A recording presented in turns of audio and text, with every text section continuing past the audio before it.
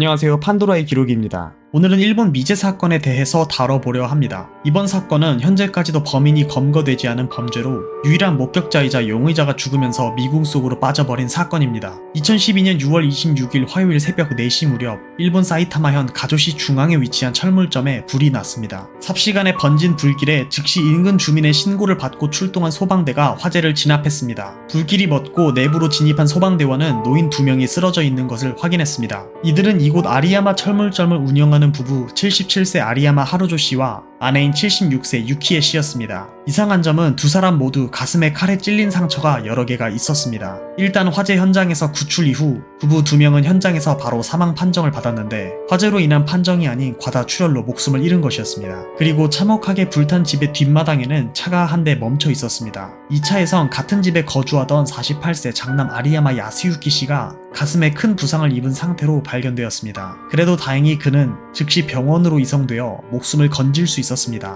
사건 이후 경찰이 금방 37곳의 CCTV를 확인하였지만 아무런 단서도 찾을 수 없었고 범행 당시에 사라진 금품도 전혀 없어 범행 동기를 알 수가 없는 아리야마 철물점 미제 사건에 대해 살펴보도록 하겠습니다.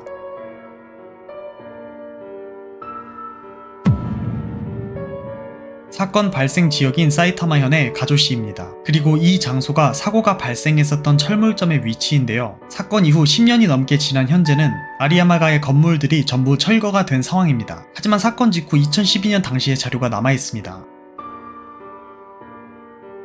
사건 현장은 사이타마현 가조시에 위치한 철골 구조 2층 건물로 점포와 뒤편에 있는 주택이 연결된 구조인데요. 이곳에선 잘 안 보이지만 건물 바로 뒤로 주택을 확장시켜서 연결되어 있습니다. 두 건물을 한 건물처럼 쓰고 있는 거죠. 여기 간판에 아리야마 철물이라고 적혀 있네요. 근데 사건 당시엔 주인인 아리야마 하루조 씨가 병으로 인해 이미 7년 전 문을 닫고 주택으로 썼다 합니다. 그렇게 1층을 다다미 방으로 꾸며서 노부부는 1층에서 잠을 자곤 했습니다.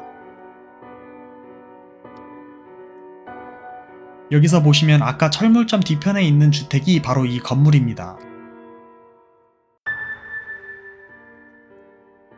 그리고 여기에 보이는 식당이 장남 야스유키 씨가 운영하는 라이마루라는 음식점인데 주택 바로 뒤편에 위치해 있죠. 지금 2025년 지도를 보면 건물이 다 철거돼서 부지만 남아있는데 어떤 구조냐면 이렇게 세 개가 연결되어 있는 구조입니다. 이 가족이 가진 땅이 굉장히 넓은 걸 확인할 수 있는데요. 알려진 바로는 여기 있는 토지 400평 정도를 소유하고 있는 자산가 집안이었다고 합니다. 장남 야스유키 씨가 운영하는 라이마루라는 곳은 낮에는 도시락을 팔고 밤에는 이자카야로 운영한 곳이었습니다. 이곳이 굉장히 잘 돼서 점포 확장을 위한 등기도 막 마친 상태였다고 합니다. 그리고 부모님인 하루조 씨와 유키에 씨도 이곳에서 자주 식사를 했다고 하는데요. 사건 전날인 6월 25일 저녁에도 야스유키 씨의 부모님들이 친구들과 이곳에서 저녁 식사를 했습니다. 그리고 부모님들은 식사를 마치고 왼쪽 샛길을 통해서 다시 집에 복귀했다고 합니다. 아까 말씀드렸다시피 여기 1층의 개조한 다다미 방에서 잠을 잤습니다.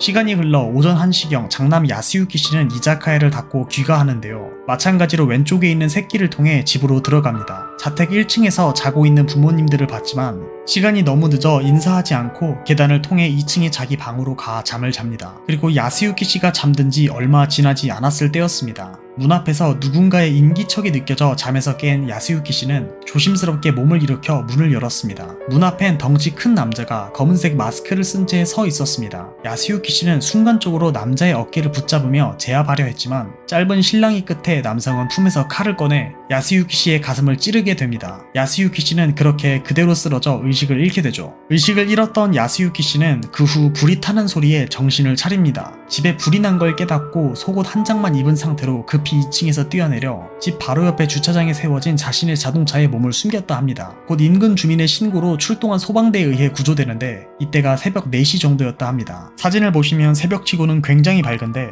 여름 한창인 6월이라 해가 일찍 뜬 것 같습니다. 근데 자동차에 탑승한 상태에서 라이트를 전멸시켜 소방대에 신호를 보내 도움을 요청했다는데 이게 구조대가 오기 전에 이미 뛰어내린 건지 구조대가 온 다음 2층에서 뛰어내린 건지는 정보가 부족해서 확실하지가 않네요. 야스유키 씨가 발견되었을 땐 심장에 닿을 정도의 깊은 상처를 입었고 목에도 화상을 입었다는데 다행히 바로 병원으로 호송돼서 목숨을 건졌습니다. 이후 불길이 먹고 구조대가 진입했는데 이때 쓰러진 노부부를 발견한 거죠. 아까 말했듯이 화재가 아닌 흉기로 인해 사망한 것으로 판정났는데 현장은 화재로 인해 증거가 이미 대부분 사라졌죠. 부엌에서 발견된 칼 여러 자루가 집안에서 찾을 수 있는 유일한 증거였지만 피해자의 상처를 통해 분석해본 결과 불일치하였습니다. 그렇다면 외부에서 처음부터 칼을 들고 침입했어야 했는데 외부 침입 증거도 전혀 발견되지 않았죠. 경찰이 현장 주변 37대의 방범 카메라를 모두 분석했으나 수상한 인물이나 차량이 전혀 포착되지 않았습니다. 침입할 때나 도망칠 때 어딘가에 흔적이 남아야 하는데 너무도 완벽하게 빠져나갔습니다. 현장은 대부분 소실되고 훼손된 상태였으나 문이나 창문 강제 개방 등 침입 흔적이 전혀 없었습니다. 유일한 생존자인 장남 야스유키 씨는 검정색 복면을 한 거구 남성 외에 최소 1명 이상의 침입자가 더 있었다고 증언했는데 2명이 어떻게 이 많은 방범 카메라에 전혀 흔적을 남기지 않았는지로 의문이었습니다. 인근 주민들에 대한 광범위한 탐문 수사를 실시했으나 목격자도 전혀 없었습니다. 사건 전날 부부와 함께 식사한 친구도 평소와 다름없었고 특별한 이상 징후는 없었다고 증언했습니다. 실마리를 풀지 못한 경찰들은 유일한 생존자인 야스유키 씨를 참고인 신분으로 소환했습니다. 조사 과정에서 경찰이 그의 증언의 모순점과 외부 침입 흔적의 부재 등을 근거로 집중적으로 추궁했으나 야스유키 씨는 조사 후 극단적 선택을 했습니다. 결국 유일한 용의자였던 야스유키 씨마저 잃은 경찰은 이 이상 사건에 대한 진전을 하지 못하였고 현재까지도 사건은 더 이상의 진행이 되지 않은 채로 남아있습니다. 사실상 미제로 남게 된 것이죠. 그리하여 일본 내에선 진범에 대하여 몇 가지 유력한 가설이 있는데 대표적인 3개만 짚어보도록 하겠습니다. 먼저 강도 침입설입니다. 근거를 보면 아리야마 가문은 400평의 토지를 소유한 자산가로 지역에서 유명했습니다. 강도들이 충분히 노릴 만한 표적이었죠. 그리고 새벽 시간대에 침입한 것도 강도 범행의 전형적인 패턴과 일치합니다. 하지만 반박 요소들을 보면 이 가설은 말이 안 됩니다. 37대의 CCTV에 완전히 포착되지 않았다는 것은 우발적 범행이 아닌 치밀한 계획하에 이루어진 범행임을 의미합니다. 그런데 정작 금품 절도 흔적은 전혀 없었죠. 강도가 왔는데 아무것도 훔쳐가지 않았다? 이상하죠. 게다가 흉기를 미리 지참해 온 것으로 보이는데 이 정도로 계획적이었다면 뭔가 목적이 있어야 합니다. 하지만 살인 외에는 그 목적을 찾을 수 없었습니다. 두 번째는 원한에 의한 복수 범행입니다. 금전적 동기가 전혀 없는 선택적 살인이었고 특히 장남인 야스유키 씨를 끝내지 않은 채로 부모만을 표적으로 한 계획적 공격이었다는 점에서 개인적 원한에 의한 복수 가능성을 생각해 볼 수 있습니다. 하지만 이 가설도 문제가 있습니다. 경찰이 피해자들의 인간관계를 샅샅이 조사했지만 특별한 문제는 발견되지 않았습니다. 아리야마 가문은 지역 내에서 평판이 좋기로 유명했거든요. 부부는 친구들과 자주 어울리고 장남의 가게에도 단골 손님들이 많았습니다. 도대체 누가 왜 이런 잔혹한 복수를 했을까요? 이 사건의 가장 큰 문제는 살인 동기를 찾을 수 없다는 것입니다.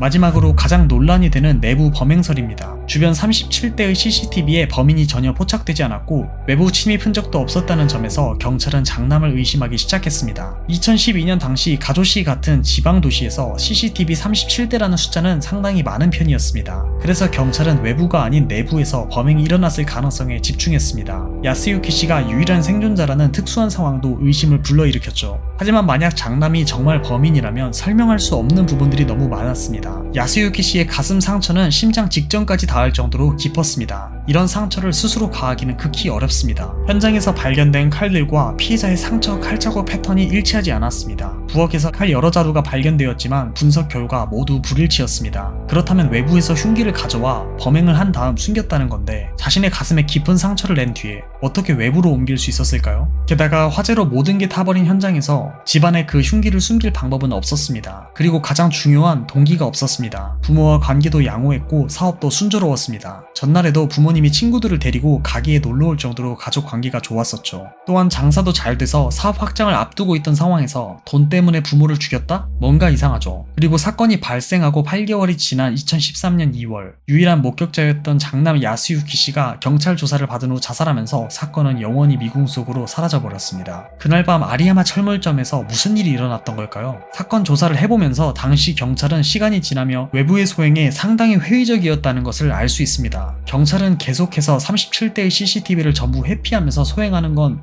불가능하다는 입장이었는데요. 그래서 당시 근방에 얼마나 촘촘하게 CCTV가 배치되어 있었는지 제가 직접 근처 CCTV를 찾아보겠습니다. 전봇대 위주로 찾아봐야 될 것 같은데 일단 그래도 집 근처를 좀 보면 당시 2012년 사진인 거니까 CCTV로 보이는 건 없네요. CCTV 아닌 것 같죠? 잘 모르겠네요. CCTV를 근데 누가 이렇게 설치해? 사건이랑 관련은 없을 것 같고 이 집 근처에도 없고요. 그렇게 전봇대도 없고요. 한 바퀴 이제 돌아보겠습니다. 옆으로 이동하면서